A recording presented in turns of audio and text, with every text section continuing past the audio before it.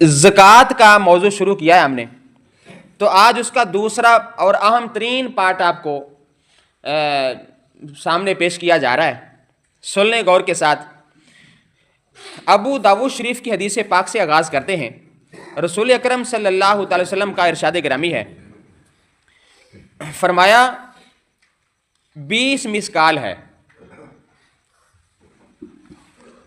سونے کا نصاب 20 مسکال ہے اور چاندی کا نصاب 200 درہم ہے، اس پر زکوٰۃ بنتی ہے۔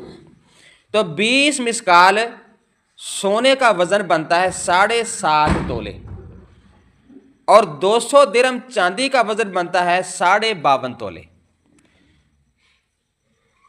اگر ہم گراموں میں دیکھیں تو 7.5 تولے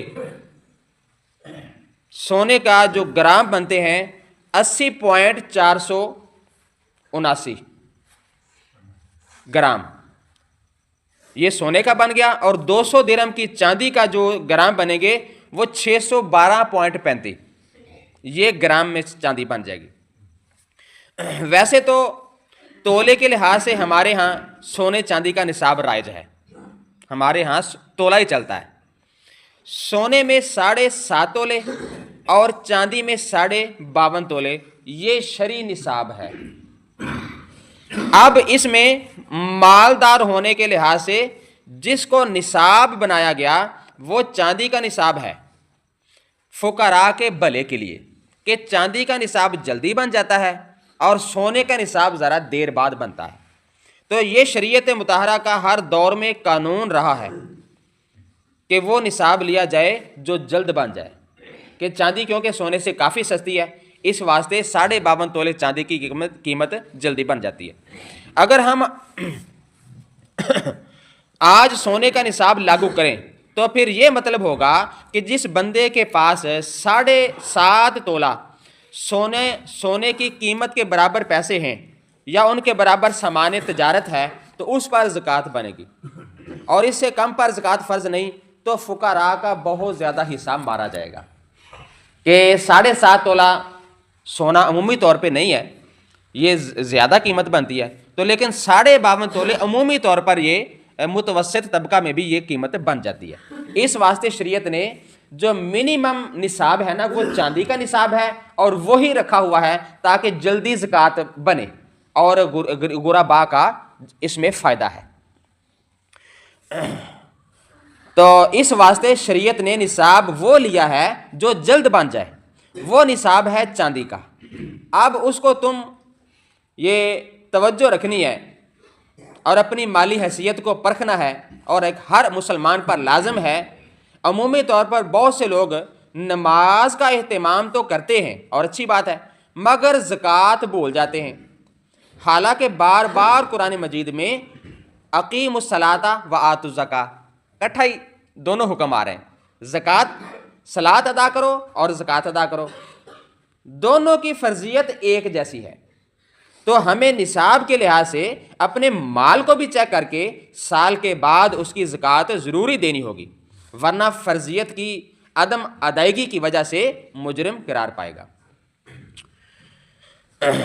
غنی اور مالدار، یہ اب اگلا سٹیپ آ گیا۔ غنی اور مالدار ہوتا کون ہے؟ شرعی طور پر اس کو غنی اور مالدار کہا جاتا ہے جس کے پاس سال کے اول اور آخر میں، یہ ایک سال کا بھی درمیان میں زکوٰۃ دینے کے لیے نصاب میں شرط ہے کہ ایک سال بھی گزرے، یہ نہیں ہے کہ آج اس کے پاس اتنا پیسہ آ گیا کہ نصاب میں اکاؤنٹ ہوتا ہے، نہیں، اس پر ایک سال بھی اس نے انتظار کرنا ہے، اگلے سال زکوٰۃ دے گا۔ تو اس واسطے کہا گیا ہے کہ جس کے پاس سال کے اول اور آخر میں اس کی ضرورت اصلیہ سے زائد، وہ چیزیں جو گھر میں اس کی ضرورت کی پڑی ہوئی ہیں وہ نہیں گنی، اس سے زائد، بات سمجھ رہے نا؟ ویسے نہیں سمجھ آ رہی؟ ضرورت سے زائد چیزوں کے بارے میں یہ فتویٰ دیا جا رہا ہے کہ اس کی ضرورت اصلیہ سے زائد 52.5 تولے چاندی، یا اس کی قیمت موجود تھی، 52.5 تولے چاندی خود تھی، یا اس کی قیمت کے برابر پیسے تھے، یا اتنا سامان تجارت، تینوں چیزیں آپ کے سامنے رکھ دی ہیں۔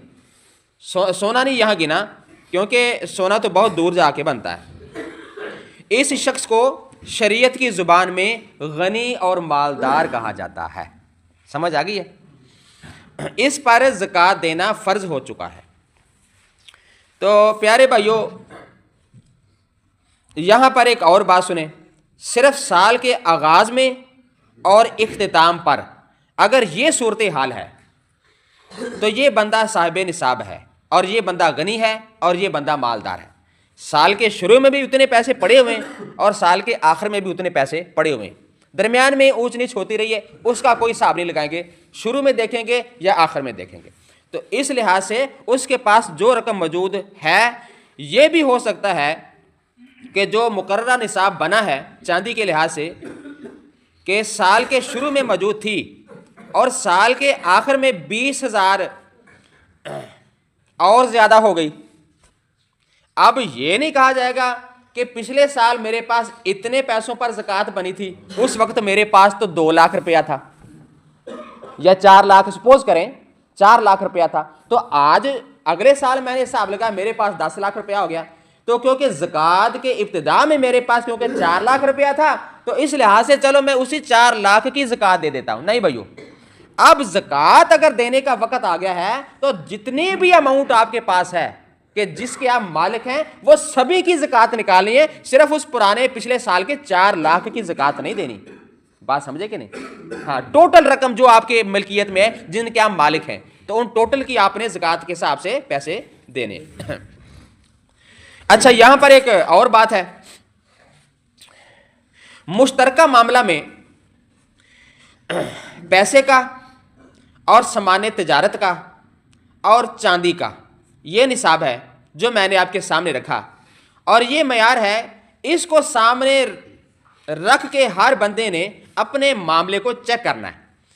زکوٰۃ مجھ پر فرض ہے کہ نہیں؟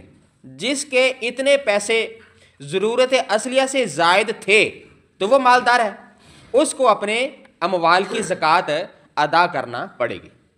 سال کا جو یہاں ذکر کیا گیا ہے تو شریعت میں کوئی معین مہینہ نہیں ہے. ہمارے ذہن میں رمضان شریف کا مہینہ اکثر آ رہا ہے کہ ہم نے رمضان میں ہی زکوٰۃ دینی ہے، ایسا ہے کہ نہیں؟ تو شریعت نے کوئی مہینہ مقرر نہیں کیا جس میں زکوٰۃ کی ادائیگی کی جائے.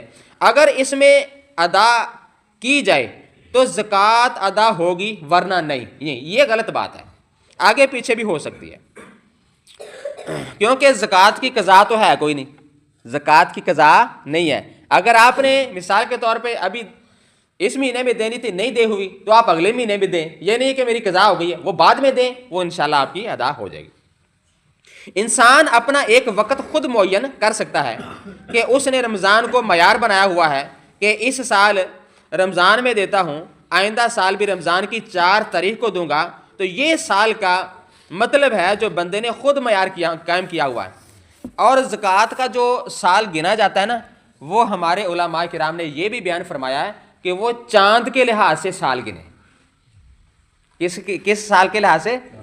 چاند کے لحاظ سے، جس کو عربی مہینے کہا جاتا ہے. ہاں جی، ہاں جی، قمری مہینے، محرم سفر، اس لحاظ کے ساتھ وہ گنے، تو اس لحاظ سے وہ زیادہ بہتر رہے گا.